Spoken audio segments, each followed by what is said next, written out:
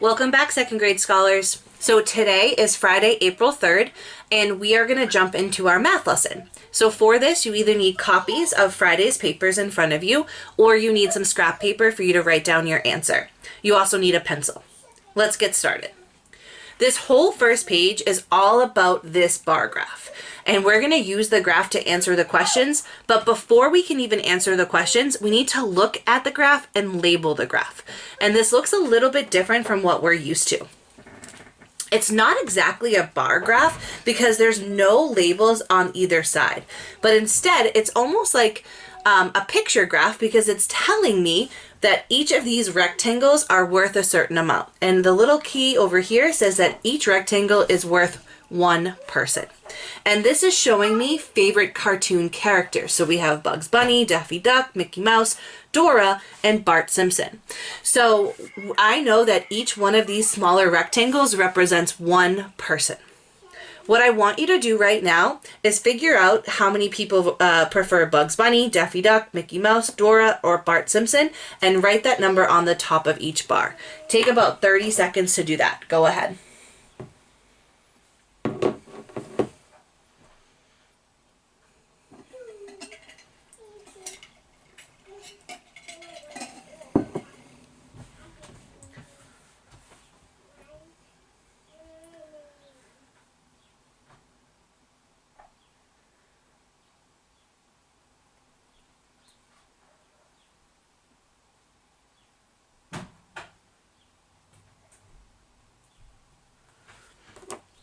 Okay, so as we can see, Bugs Bunny has 5 people who prefer Bugs Bunny.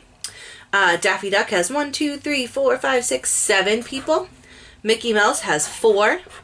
1, 2, 3, 4, 5, 6, 7, 8, 9, 10 people prefer Dora. And 1, 2, 3, 4, 5, 6 people prefer Bart Simpson.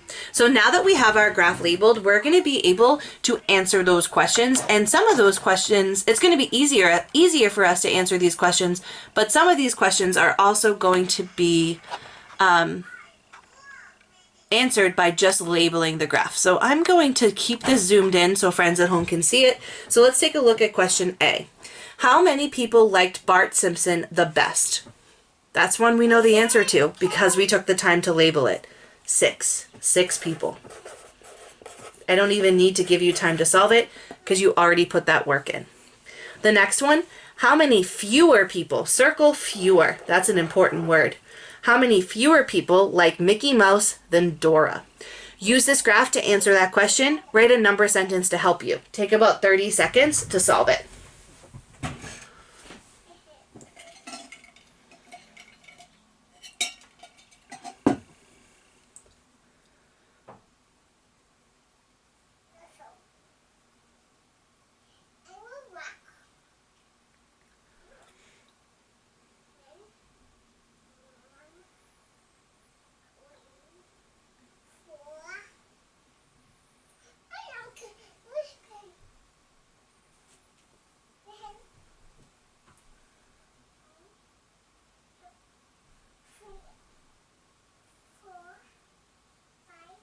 Okay, let's go over it. So, fewer people like Mickey Mouse than Dora. So here's Mickey Mouse, here's Dora. So my number sentence would be 10 minus, oh, I'm in the wrong spot. 10 minus 4 equals blank. We all know that 10 minus 4 equals 6. So again, my answer is 6. Moving on to part C, I gotta lift this up a little bit. C says, how many people liked Dora or Mickey Mouse? Write a number sentence and solve that. Go ahead.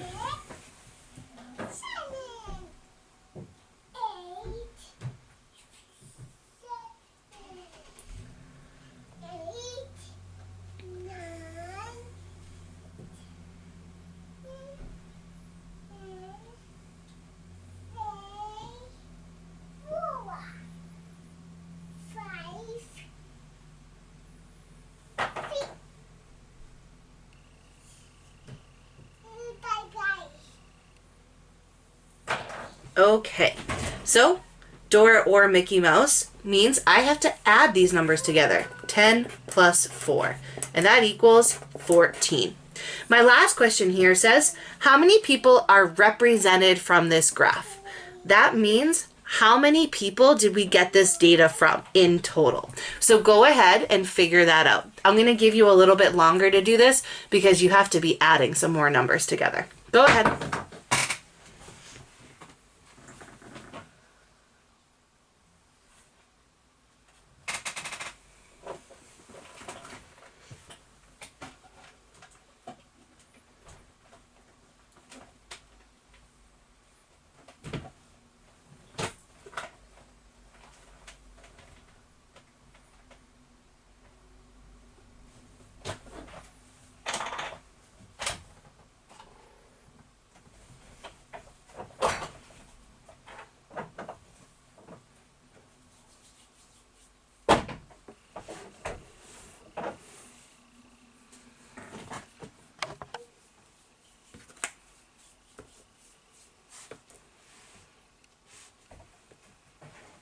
So for this problem, I need to add all of the numbers from my graph. So that means 5 plus 7 plus 4 plus 10 plus 6. So that's the total number of people that vote. By adding these numbers, we'll figure out the total number of people that voted all together. Whenever you're adding these numbers, it's important that you just add 2 numbers at a time. So if you take a look at these numbers, which 2 numbers would you add first? You should be thinking about which 2 numbers would get you a friendly group of 10. Hopefully that means that you added 4 and 6 together because that equals 10. So now you have 5 plus 7 plus 10 plus 10 equals something. 10 plus 10 equals 20. So now you have 5 plus 7 plus 20 equals something. So you're going to continue. 5 plus 7 equals 12. 12 plus 20, that's the last part. 12 plus 20 equals 32. So my answer here is 32 people. Awesome. Turn to the next page, or make sure you have some extra room on your scrap paper for the next part. Let me zoom out here a little bit. Awesome. So for this problem, our job is that we need to fill in the chart about the 2D shapes. For those of you at home using scrap paper, don't worry about creating the chart, but I want you to make sure that you read the clue and then you're able to write the name of the shape and draw the shape that the clue is talking about. So you have 3 here. I have 5 sides and 5 vertices. Remember, vertice is that fancy word for corners where 2 lines come together. I have 6 sides and 6 vertices. That's the second clue. And I have 8 sides and 8 vertices. Take about a minute or 2 to name these shapes and to draw an example of one. Go ahead.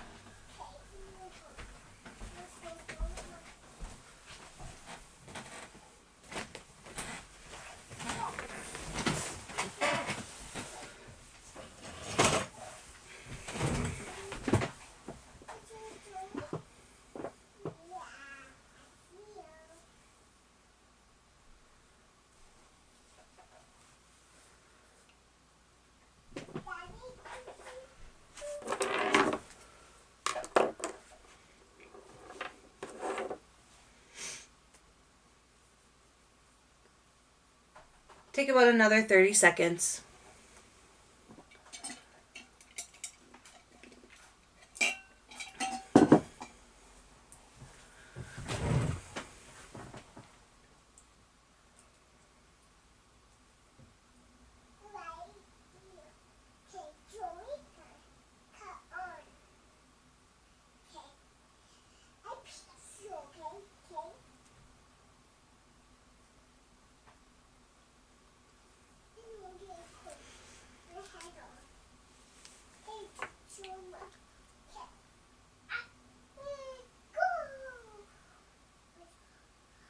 Okay, so I have 5 sides and 5 vertices. The name of that shape is a pentagon. The way that you can draw it if you are having a difficult time is you can draw 5 little dots to represent the corners or the vertices. And then do a connect the dots. Make sure you have 5 straight lines. Not going to be perfect, but something like that. Awesome. The next one says, I have 6 sides and 6 vertices. This is a hexagon. So I'm going to do the same thing where I'm going to be drawing some points to represent my corners, kind of away from each other, and then draw the straightest lines I can without using a ruler to show you. That is a hexagon. And the last one, I have 8 sides and 8 vertices, is an octagon. I always think about octopus, meaning 8 legs, when I do this one.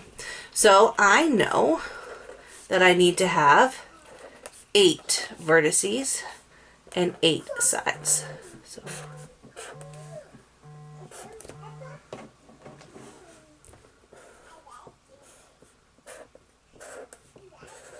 there you go. That's an octagon.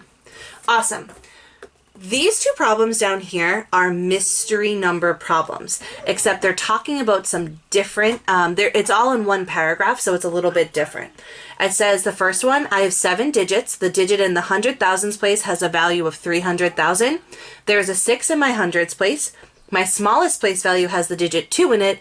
There's an 8 in my tens place. My millions place has a value of 2 million, and all the rest of my digits are 0. Take about 30 seconds to do just this problem, and I'm going to start it by writing that mystery number. Go ahead.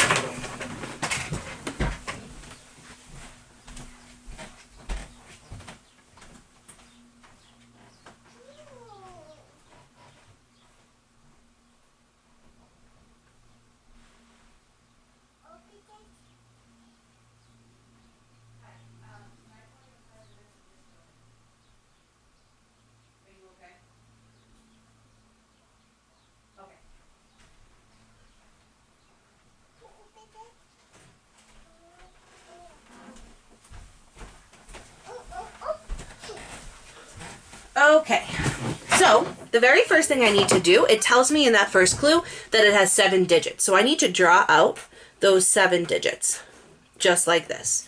That means, oh, that's not 7, is it? 1, 2, 3, 4, 5, 6, 7. That means that oh, you can't even see this. Hold on one second. There you go. That means that this number is going to have millions as my largest place value. So let's take a look at our clues. I just did the first one. I'm going to cross that out. The next one says the digit in the hundred thousands place has a value of 300,000. Before I even get started with the rest of this, I'm going to label each place value. Ones, tens, hundreds, thousands, 10,000s, 100,000s, millions. So it says the digit in the hundred thousands place has a value of 300,000. So that's a 3 right there.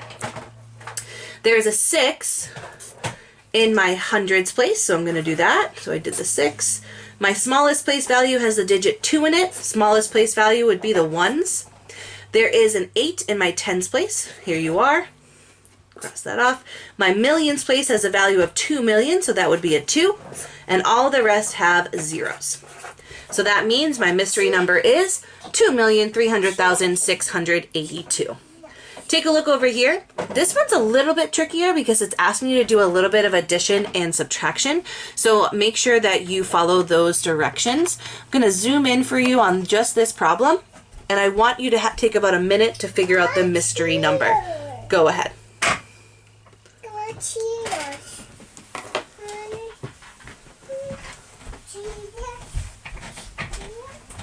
How about an orange? How about an orange? You want an orange? You want an orange?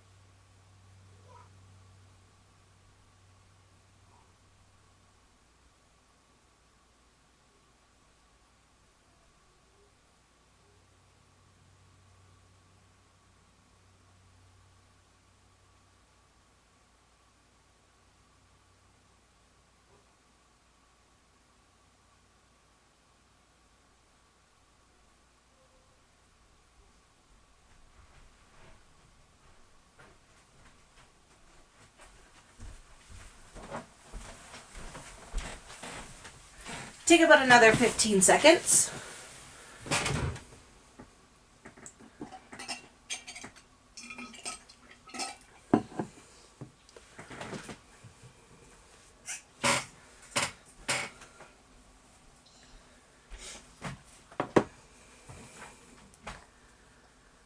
Awesome. So the very first sentence here tells you that my greatest place value is the thousands place. So that means I have ones, tens, hundreds, and thousands. That's it. I don't have anything bigger than that. So the digit in that place is what you get when you double 4. And so that place is referring to the thousands place. So when you double 4, what do you get? 4 plus 4 is 8. So there's an 8 in the thousands place. Next, my tens place is worth the same as 100 minus 30. Okay, 100 minus 30 equals 70. So I can't write 70 in a place value, but if it's worth the same, if my tens place is worth the same as 70, that must mean that the digit is 7, because 7 groups of 10 is 70. One of my digits, oops, I gotta be crossing this out. 4, that. One of my digits is worth 9,000. Interesting.